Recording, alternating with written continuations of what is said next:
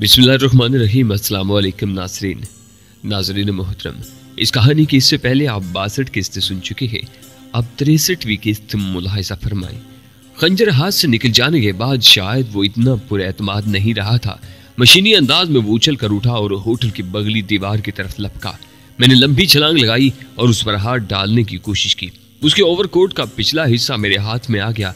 उसे एक झटका लगा, लेकिन उसने फौरन ही पलट कर हाथ घुमाया। उसका घोंसा मेरी गर्दन पर पड़ा और मुझे यूं लगा कि वो कोई इंसानी हाथ नहीं, एक वजनी हथौड़ा था जिसने मेरी खोपड़ी हिला कर रखती थी। लेकिन मैंने उसका ओवरकोट नहीं छोड़ा था। उसने ओवरकोट उतार फेंकने की कोशिश की, लेकिन उसी दौरान मैंने उसकी गर्दन पकड़ ली। एक बार अगर वो सही तौर पर मेरी गिरफ्त में आ जाता तो फिर कहीं नहीं जा सकता था। उसकी तमाम तर कोशिश यही थी कि ना तो मैं उसे सही तौर पर गिरफ्त में ले पाऊं और ना ही उस पर कोई भरपूर वार कर सकूं।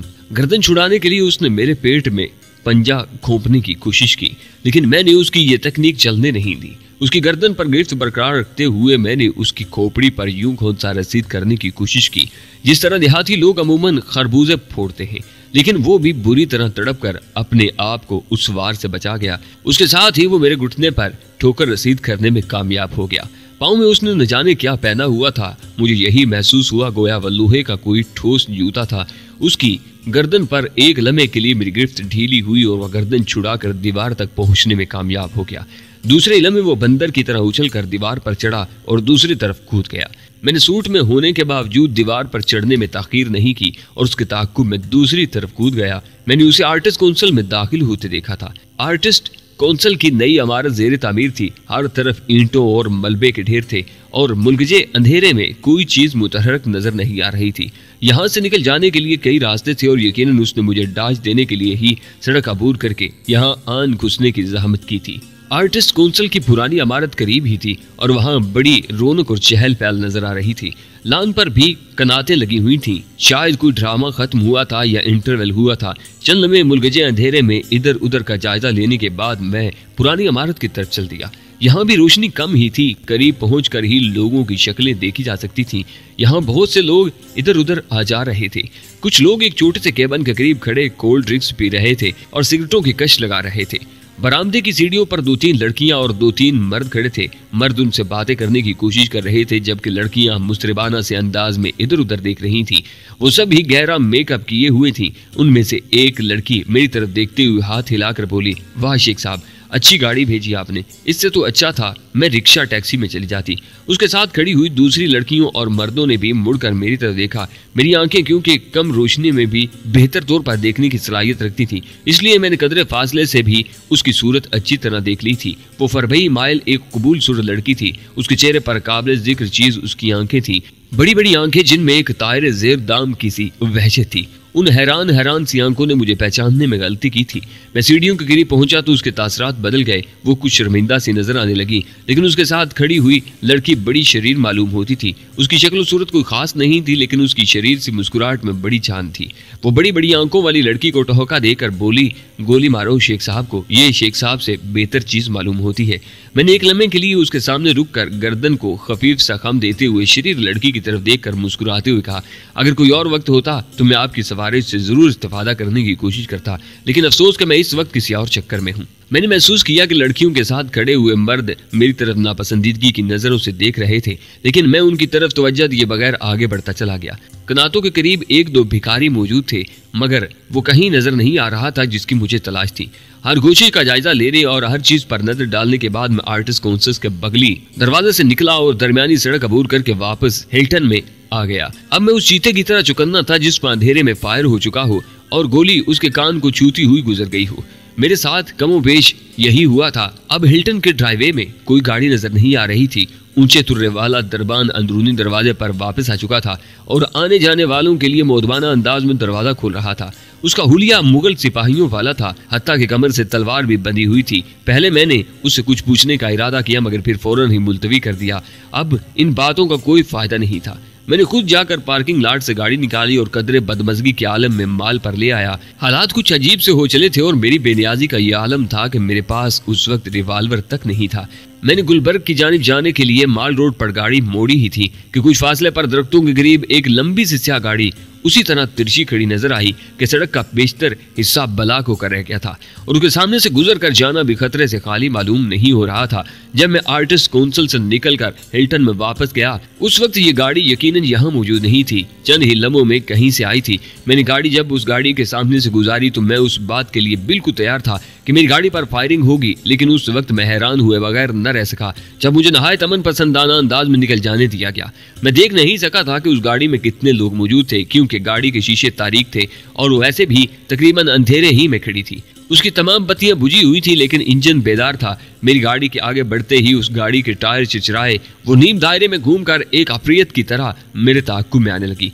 मैं गहरी सांस लेकर रह गया। आखिर खेल शुरू हो गया था। मैं उनका मकसद समझने से कासिर था। पहले मुझ पर भिखारी के बहरूप में जिस शख्स ने हमला किया था, उसके अंदाज से तो साफ जाहिर था कि उसका मकसद हर हाल में मुझे हलाक करना था, लेकिन उन गाड़ी वालों ने मेरा ताक़ुब करना शुरू कर दिया था। क्या उनका मकसद मुझे जिंदा ही काबू में करना था? थोड़ी देर में प्रोग्राम बदल लेने में क्या मसलहत थी? या फिर कहीं ऐसा तो नहीं था कि भिखारी का ताल्लुक मेरे किसी और दुश्मन से था और ये गाड़ी वाले कोई और लोग थे? इन सवालों का सरदस्त मेरे पास कोई जवाब नहीं था। मैं पुरस्कून अंदाज में ड्राइव करता रहा और सोचता रहा कि मुझे क्या तर्ज अमल इख्तियार करना चाहिए।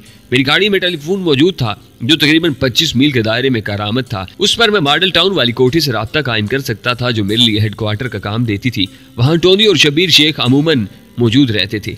मिस ट्रैप तो 24 घंटे वहीं होती थी और उसे बाकी तमाम लोगों के बारे में मालूमात हासिल होती थी कि कौन किस वक्त कहाँ होगा। अगर मैं उस गाड़ी को चंद मिनट अपने ताक़ुब में लगाए रखता और इस दौरान फोन पर मिस ट्रैप से राब्ता कायम करके उसे चंद जरूरी हदायत दे देता तो मौत के फरिश्ते उस गाड़ी के ताक़ुब में आ सकते थे। लेकिन ये मुझे कुछ अच्छा महसूस नहीं हुआ कि एक अरसे के बाद अचानक अगर मैं किसी खतरे से दो-चार हो गया हूँ तो फौरन मदद के लिए अपने साथियों को तलब करना शुरू कर दूं। मैं अपने आप को साथियों पर इंहिसार करने का ज्यादा आदी नहीं बनाना चाहता था। इस तरह रफ्ता रफ्ता मेरी सलाहियतों को जंग भी लग सकता था। गवर्नर हाउस के करीब पहुंचकर मैंने गाड़ी की रफ्तार अचानक बढ़ाई। क्या गाड़ी की रफ्तार भी उतनी ही बढ़ गई और दरमियानी फासला उतना ही रहा। मैं एक्सीलेटर पर दबाव बढ़ाता ही चला गया। सुनसान सड़क पर गाड़ी कमान से निकले हुए तीर की तरह जा रही थी। मैंने उन्हें अपनी मिशाकी का एक छोटा सा नमूना दिखाने का फैसला कर लिया था। सड़क दो तरफा थी। सीमेंट की दरमियानी रुकावट और ग्रीन बेल्ट के दरमियान जैसे ही जगह नजर आई, मैंने खास तकनीक से दो पहियों पर गाड़ी अचानक मोड़ दी। उस टेक्निक पर अमल करने के लिए सिर्फ मुशाक ड्राइवर ही की नहीं, एक नहायत शानदार, ताकतवर और मजबूत गाड़ी की भी जरूरत थी। मेरा ताकुब करने वाले शायद सोच भी नहीं सकते थे कि मैं उस रफ्तार से जाते जाते अचानक मुड़ने का फैसला भी कर सकता हूँ। ये एक इंतहाई खतरनाक यू टर्न था और उसका तजुर्बा मैं पहले भी कई मर्तबा कर चुका था। ताकुब करने वाले भी अमूमन इस्तरारी तौर पर उसी तरफ मुड़ने की कोशिश करते थे और हादसे का शिकार हो जाते थे। उस वक्त जो लोग मेरा ताकुब कर रहे थे उनके साथ भी यही हुआ। उस कार के ब्रेक बहुत बुरी तरह चिरचिराए और टर्न लेने की कोशिश में उसके पिछले पहिए दूर तक सड़क पर घसीटते चले गए और फिर वो सड़क की दरमियानी रुकावट से टकराकर उलट गई। मैंने न सिर्फ टर्न लिया था बल्कि अकब आईने में ये सब कुछ देखा भी था। गैर इरादी तौर पर मेरे हल्क से एक घुटा घुटा सा कहका बुलंद हुआ। किसी को तबाह होते देखकर खुश होना मेरी फितरत नहीं थी, लेकिन दुश्मन को तबाह होते देखकर मैं जरूर महफूज होता था। अपर माल से वापस लॉयर माल की तरफ जाते हुए मैंने थोड़ा ही फासला तय करने के बाद उस वाक़े को जहन से चटकने की कोशिश की। मैं नहीं चाहता था कि मैं उसे कोई अहमियत दूं, लेकिन मेरी ये बेनियाजी ज्यादा देर बरकरार नहीं रह सकी थी। मैं रफ्तार गैर इरादी तौर पर कुछ कम कर चुका था और अब अकब नुमाइने में एक कार की हेडलाइट्स नजर आने लगी थी जो खासी तेजी से करीब आती जा रही थी। यूं तो वो एयरपोर्ट की तरफ से आने वाली कोई भी आम सी कार हो सकती थी, लेकिन वो जो मेरी छठी हिस्स से भी 2 कदम आगे कोई नामालूम हिस्स थी, वो मुझे बता रही थी कि गाड़ी मेरे ताक़ुब में आ रही है। तहम मैं ये देखने से कासिर रहा था कि वो कब और कहां से मेरे ताक़ुब में चली आई थी। मैंने यकदम फिर रफ्तार बढ़ाई, लेकिन दोनों गाड़ियों का दरमियानी फासला बरकरार रहा। मुझे एहसास भी ना हो सका कि कब मैं चेरिंग क्रास से आगे निकल गया था। उस दौरान गाड़ी मेरे कुछ और करीब आ गई थी। अब तो मैं उसकी साख्त का भी अंदाजा कर सकता था। वो नए मॉडल की फोर्ड कैप्री थी। दफातन मेरी गाड़ी के पिछले शीशे पर छनाका सा हुआ। मैंने मुड़कर सिर्फ एक नजर शीशे की तरफ देखा था। शीशे पर निचली तरफ एक सुराख नमूदार हो चुका था और पूरे शीशे पर मकड़ी का जाल सा नमूदार हो गया था। फायर यकीनन साइलेंसर लगी हुई किसी गन से किया गया था। मैंने धमाका नहीं सुना था। शीशे के दरमियान अगर ट्रांसप्लांट प्लास्टिक की हिफाजती तय न होती तो शायद पूरा शीशा ही किरचियों में तब्दील हो चुका होता। गोली शायद तिरछी आई थी और सीट की पुश्त में कहीं उतर गई थी। अखबार की मैंने झुरझुरी सी ली, कुछ संभल कर बैठा और रफ्तार मजीद बढ़ा दी। अब सड़क के किनारे की कोई चीज मुझे दिखाई नहीं दे रही थी। अक्ब से गोलियों की बारिश शुरू हो चुकी थी। अब तो एक गन बगैर साइलेंसर वाली भी इस्तेमाल हो रही थी। उनकी दीदा दलेरी काबिले दाद थी। शहर के सबसे बड़ी सड़क पर वो यूं धड़ल्ले से एक गाड़ी पर फायरिंग कर रहे थे। यहाँ अमूमन रात के इस पहर कभी कभार पुलिस की कोई गाड़ी गश्त करती नजर आ जाती थी, लेकिन आज दूर दूर तक ऐसी किसी गाड़ी का नामो निशान नहीं था। फायरिंग करने वालों की बेशतर गोलियां जाया जा रही थी। तहम मेरा अंदाजा था कि गाड़ी का पिछला हिस्सा खासा तबाह हो चुका था। मैं महसूस कर रहा था कि वो गाड़ी के टायरों को निशाना बनाने की कोशिश कर रहे हैं, लेकिन उन्हें कामयाबी नहीं हो रही थी। तहम टायरों की तरफ से मुझे कोई ज्यादा परेशानी भी नहीं थी। टायर बुलेट प्रूफ थे और अब मुझे अफसोस हो रहा था कि मैंने गाड़ी की विंड स्क्रीन वगैरह भी बुलेट प्रूफ क्यों नहीं लगवाई थी। जर्मनी में मौजूद मेरे एक कारोबारी दोस्त ने बारहा मुझसे कहा था कि वो गाड़ियां जो खास तौर पर मेरे इस्तेमाल में रहती हूँ, अगर मैं उनके मॉडल नंबर वगैरह उसे लिखवा दूं तो वो मेरे लिए बुलेट प्रूफ शीशे तैयार करा के भेजेगा, जो अभी कमर्शियल पैमाने पर तैयार होने और प्रोक्त होने शुरू नहीं हुए थे। लेकिन मैंने उस पेशकश पर कभी तवज्जो नहीं दी थी, क्योंकि मेरे ख्याल में ये कोई अहम मसला नहीं था। माल के सिरे पर पहुंचकर मैंने बिला सोचे समझे गाड़ी भाटी की तरफ मोड़ दी। आगे जिस किस्म के रास्ते आने वाले थे उन पर जाने का मुझे फायदा भी हो सकता था और नुकसान भी।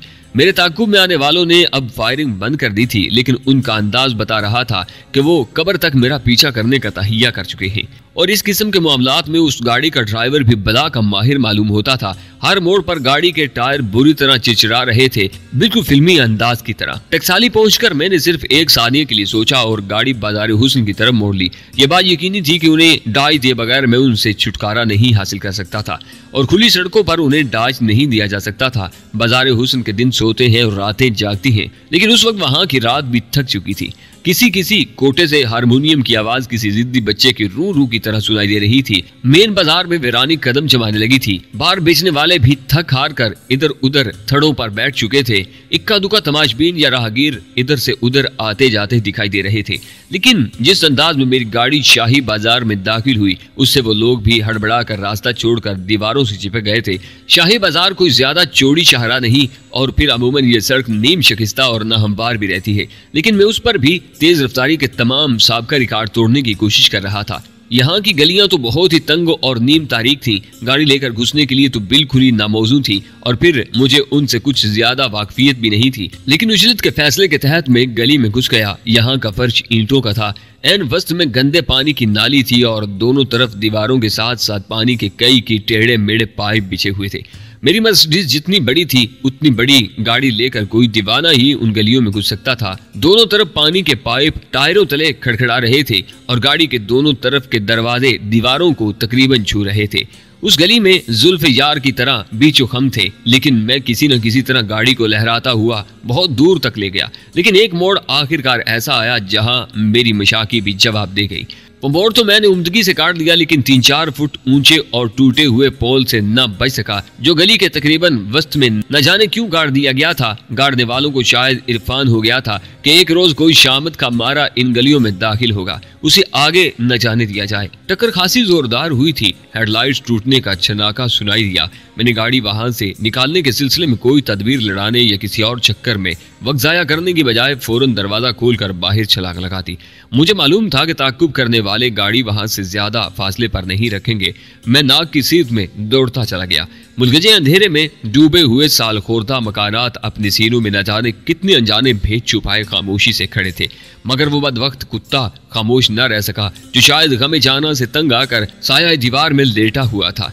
मेरा पांव उसकी नरम दुम पर पड़ गया था। सोते वक्त जो कुत्ता अपनी दुम को समेट कर न सोए, वो अमूमन इसी अंजाम से दुचार होता है।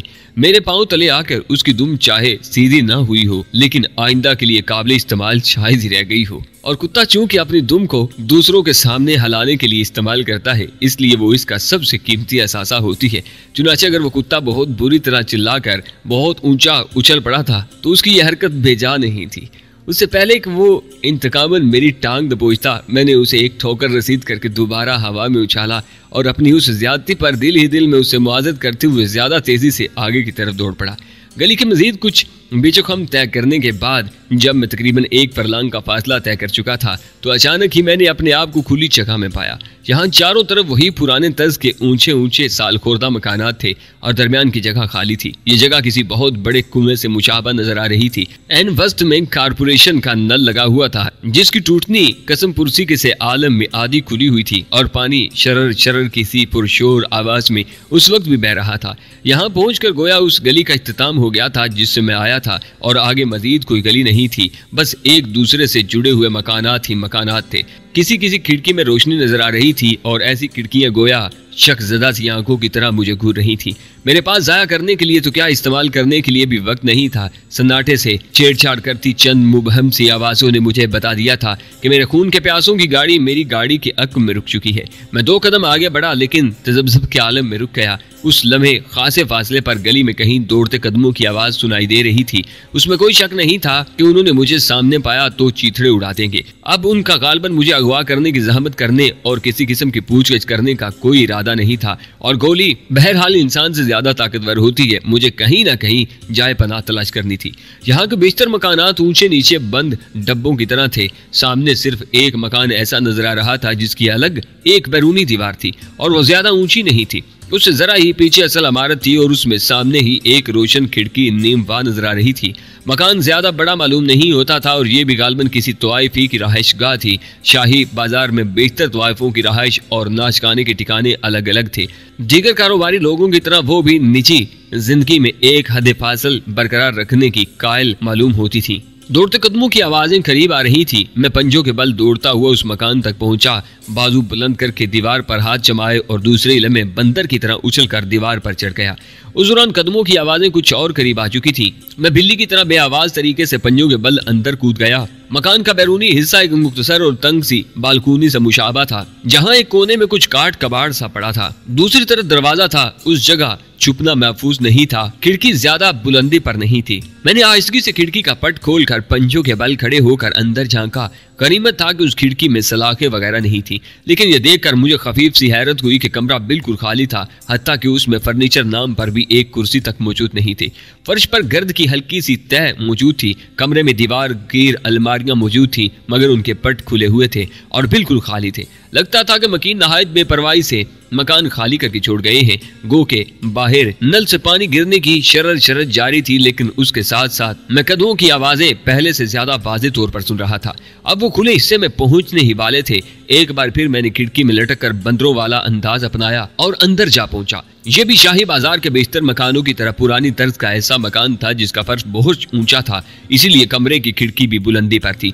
बेआवाज तरीके से अंदर कूदने के बाद मैंने कदरे सुकून की गहरी सांस ली और खिड़की को नहायत एहतियात से बंद करके बोलेट चढ़ा दिया। उसी लम्हे मैंने उस बात पर तवज्जो दी कि अगर मकान खाली था तो उसमें लाइट क्यों करान थी। उस कमरे के साथ ही गालबन दूसरा कमरा था जिसका दरवाजा एक गोशे में नजर आ रहा था। वो दरवाजा नीमवा था। मैं अपनी दानिश में कती बेआवाज कदमों से उस दरवाजे की तरफ बढ़ा, लेकिन उससे पहले कि मैं दरवाजे को छूता एक ख्वाबनाक सी आवाज गोया हवा की लहरों के दोष पर तैरती हुई मौसीकी की मध्यम लय की तरह मेरी समाज से टकराई।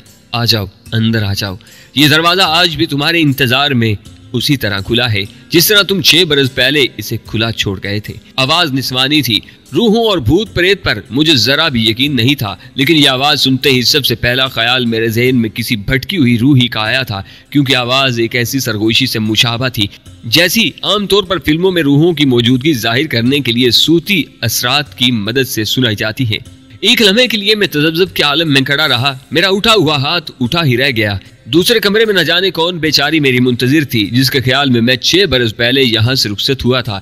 एक सानिये के लिए मेरे दिल में लौट जाने का ख्याल भी आया, लेकिन उस वक्त तक बाहर सकूत छा चुका था और ये सकूत हंगामों से ज्यादा खतरनाक महसूस हो रहा था। वो यकीनन शिकारी कुत्तों की तरह मेरी बू सूंघते फिर रहे थे। जिस दुश्मन के कदमों की आड़ मादूम हो जाती थी उससे मैं ज्यादा होशियार हो जाता था। मेरे लिए आगे जाने के सिवा कोई चारा भी नहीं था। नहायत गैर महसूस अंदाज में एक गहरी सांस लेकर मैंने नीमवा दरवाजे को थोड़ा धकेल कर यूं कदम अंदर रखा जैसे कोई नाउमूज बाजीगर पहली बार हजूम के सामने तार पर चलने का मुजाहरा करने के सिलसिले में पहला कदम उठा रहा हो। तहम मैं किसी कदर तिरछा और चौखट के करीब भी रहा था, कुछ इस अंदाज में कि अगर मुझ पर फायर किया जाए तो बचने का इम्कान ज्यादा रहे। लेकिन सामने मुझे कोई बंदूक या खंजर नजर नहीं आया। सामने सबसे पहले मुझे सिर्फ 2 आंखें नजर आईं, लेकिन ये आंखें भी कातिल आंखें थी। गो उस वक्त वो आंखें नहीं, उदासी और आंसुओं का समंदर थी। वो एक खूबसूरत लड़की की खूबसूरत आंखें थी। वो सामने ही एक मामूली सी मसहरी पर अरूसी लिबास में बैठी थी, सर से पांव तक सजी बनी, झिलमिल करते जेवर पहने, सुर्ख भड़कीला और चमकीला जोड़ा जेब तन किए, गहरा मेकअप किए, गोटे किनारी वाला दुपट्टा सर पर डाले वो एक मुकम्मल दुल्हन थी। बस सिर्फ एक चीज की वजह से वो रवायती दुल्हन से मुख्तलिफ नजर आ रही थी, और वो चीज थी उसकी आंखें। उन आंखों में आंसू थे जिन्होंने उसका काजल फैला दिया था। उसके रुखसारों पर आंसुओं की लकीरें खुश्क हो चुकी थी, मगर आंसू भी गैर मुतवक्का चीज नहीं थे। सुहाग रात को बहुत सी दुल्हनों की आंखों में आंसू होते हैं। मुख्तलिफ चीज दरअसल वो वहशत थी जो उसकी आंखों में जागुजी थी, उन इमारतों की तरह वीरानी जो किसी के इंतजार में खंडर हो गई हूँ। मुझे याद नहीं था कि ये शिकस्त, ये हुस्न मैंने किसी की आंखों में देखा था। मुझे देखकर ये वीरानी, ये शिकस्तगी और ये हुस्न कुछ और बढ़ गया, और दूसरे लम्हे वो यूं मुझे देखने लगी जैसे दर हकीकत वो मुझे न देख रही हो, बल्कि मैं कोई शफाफ शीशा हूँ और वो मेरे पार ही देख रही हो या देखना चाह रही हो। शायद उसके इंतजार का तसलसल सिर्फ 1 सानिये के लिए टूटा था और अब दोबारा वही इंतजार शुरू हो गया था। अजीब बात यह थी कि उसकी सूरत मुझे कुछ शनासा सी लग रही थी, लेकिन फौरी तौर पर मुझे याद न आया कि उससे पहले मैंने उसे कहाँ देखा है। मैंने मुड़कर अपने हक में दरवाजा बंद किया और उसके दोनों बोल्ट चढ़ा दिए। लड़की के अंदाज से अब भी किसी किस्म की तशवीश जाहिर न हुई। वो इसी तरह गांव तकिए से टेक लगाए बैठी थी। अलबत्ता दरवाजा बंद होने पर उसकी आंखों में मध्यम लो के साथ जलती हुई इंतजार की शम्मा यकदम बुझ गई। अब उसने गोया मुझे मेरी जात के हवाले से देखा। उसके होंठों पर एक गमजदा सी मुस्कुराहट आ गई। कदरे थके थके से अंदाज में उसने पहलू बदला। आइए चौधरी साहब, ज़हे नसीब, किसी तरह भी सही आप हमारे दरवाजे पर आए तो सही। उसकी आवाज सरगोशी से ज्यादा बुलंद नहीं थी। उसके होंठ शोख लिपस्टिक से रंगे हुए थे, मगर उन होठों से बरामद होने वाली ये आवाज गोया कोई नोहा दोहरा रही थी। बहरहाल उसने मुझे चौधरी साहब के नाम से मुखातिब किया था। उसका मतलब था कि वो मुझे पहचानती थी। उसी लम्हे मेरे ज़हन में हल्का सा शनाका हुआ और मैंने उसे पहचान लिया। थोड़ा ही अरसा पहले मैंने उसे देखा था जब मलिक के बाग में मेरी फिल्म शूटिंग हो रही थी, तो वो अपनी नायिका टाइप की माँ के साथ वहां आई थी और उसकी माँ ने मुझे रास्ते में रोक कर कहा था, बेबी को भी अपनी फिल्म में चांस दीजिए। मुझे उस वक्त वो औरत भी और उसकी 30 साला बेबी भी काफी चीप नजर आई थी और मुझे याद पड़ता है कि मैंने उन्हें कोई अहमियत अफजा जवाब नहीं दिया था। रही सही कसर आफाक ने पूरी कर दी थी। जब मैंने उससे मशवरा किया था कि उस लड़की को चांस दिया जा सकता है या नहीं, तो उसने उसे कुछ पुरस्रार और कुछ खतरनाक सी चीज करार दिया था और मैंने उसका ख्याल जहन से बिल्कुल ही झटक दिया था। बहरहाल इसमें कोई शक नहीं था कि वो कुछ न कुछ पुरस्रार जरूर थी। उस वक्त भी मैं उसे एक पुरस्रार रूप में देख रहा था। गालबन कोई आपके ताक़ुब में है और वो यकीनन कोई बहुत खतरनाक दुश्मन होगा जिससे घबरा कर आप जैसा आदमी भाग रहा है। वो मसहरी से उतरकर मेरे सामने खड़ी हुई थी। उसकी आवाज अब भी सरगोशी से मुशाबा थी। उसके ढीले ढाले बल्कि किसी हद तक बेहंगम अरूसी लिबास से उसकी जिस्मानी साख का अंदाजा लगाना मुश्किल नहीं था। वो दराज कद और बेहद मजबूत जिस्म की मालिक नजर आती थी। मैं उस लम्हे ये भूल चुका था कि कोई मेरे ताक़ुब में आ रहा है। तुम वही हो ना? मैंने गैर इरादी तौर पर उसके चेहरे की तरफ उंगली उठाते हुए कहा। उसने मेरी बात काट दी। हाँ, मैं वही हूँ जो अपनी माँ के साथ आपसे एक छोटे से रोल की भीख मांगने आई थी। शुक्र है आपको याद आ गया, वरना आप जैसे बड़े लोगों को हम जैसी भिख मंगी सी लड़कियों के चेहरे कहाँ याद रहते हैं।